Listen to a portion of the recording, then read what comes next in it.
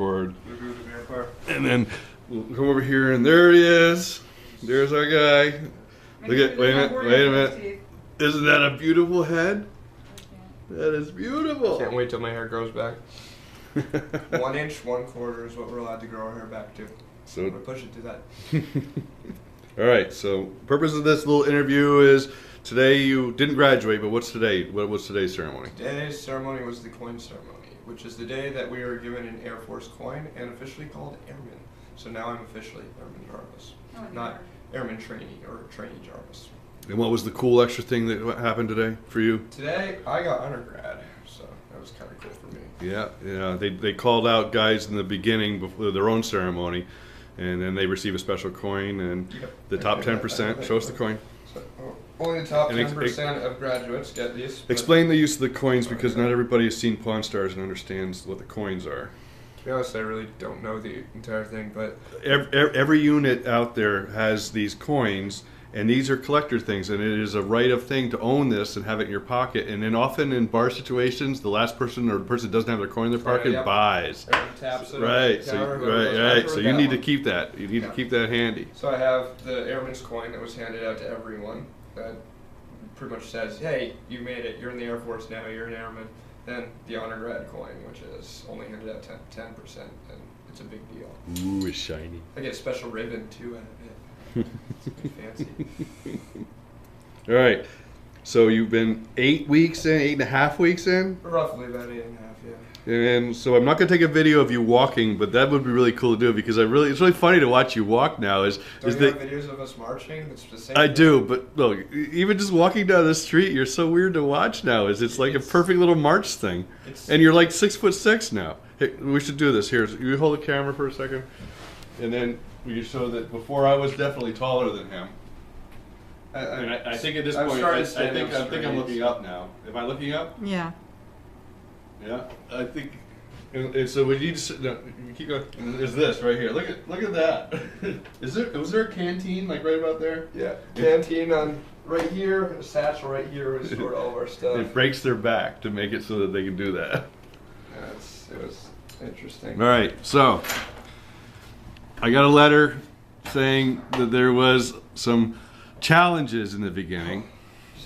You know, and for you never having shared a bathroom with people, yeah, that was interesting. Tell us about that. So I can tell you, the first night there, we were standing there by our wall lockers after getting screamed at to do all these ridiculous things. They tell us, "Get naked." So I was, what's with this? So.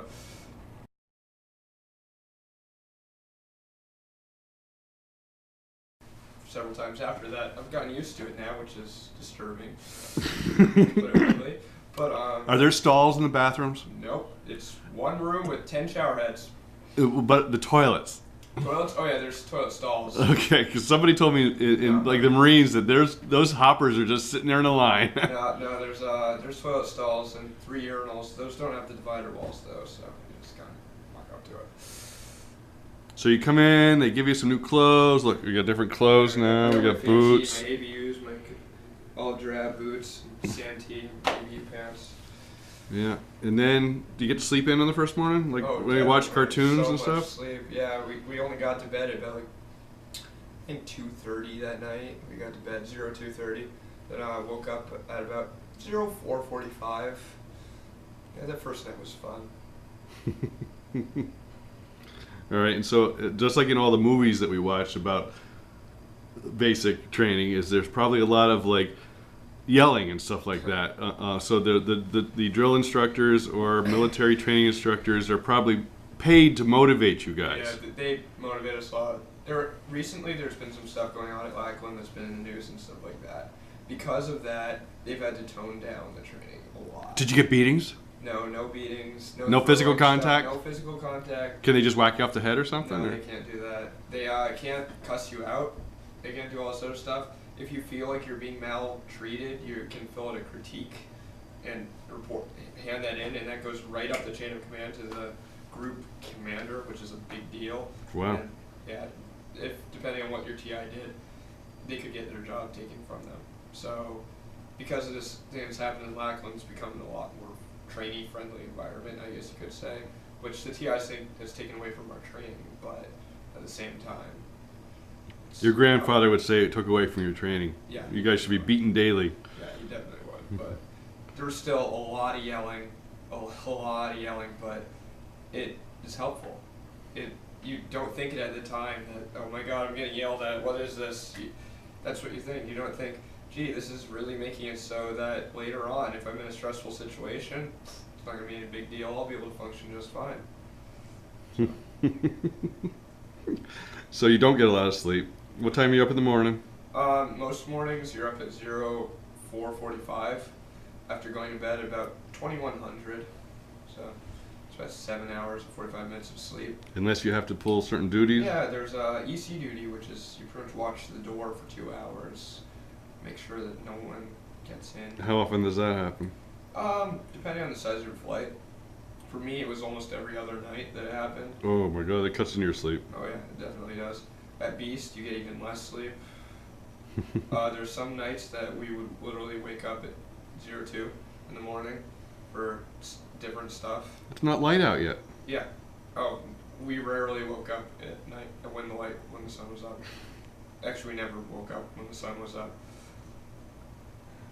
All right, let's see. And so, at what point do you think that for you was the point where you went from the shock, oh my God, oh my God, oh my God, to, hey, this is going to work, and I think I'm going to be able to do this? It was about it was halfway through my second week that I finally started clicking that, wait a moment, yeah, this sucks, but I'm getting paid for this. It's not that big of a deal. Yeah, I'm getting yelled at. Yeah, I'm having to roll shirts. I'm having to do laundry for 40 people because I was a laundry crew, but I'm getting paid to do all this. Wow, this isn't actually that bad. It was actually when I got my pay stub that I realized, wow, okay, I'm cool with this. All right, and so you completed your basic training, and then next step is? Next step is tech school. So. And you going to where? Goodfellow Air Force Base, which is in San Angelo, Texas, in the middle of nowhere, from what I've heard. You know, I looked it up on Google Earth, and there's a civilian airport there, but I don't see much of a. There's just a bunch of buildings, it looks like, from Google Earth. Well, there's not a lot of flight jobs that go there for tech school or training, so. Cool. I noticed when I looked it up on Wikipedia, it says it's the Air Force Center for Instruction of Training in Cryptology and Intelligence. Yeah, sounds Intelligence. I be intelligent. I is smart. I is smart. I is smart. All right. So, I want you to say hi to the gang at home, everywhere. Just say hey. Hey gang. If you're thinking about doing it, do it. It was worth it. Some of the hardest weeks of my life, but some of the best, definitely. It's made me a lot better of a person, and it's a great job. I don't mind it at all. Attaboy. We are all really proud of you. Good job, dude. Thank you much. And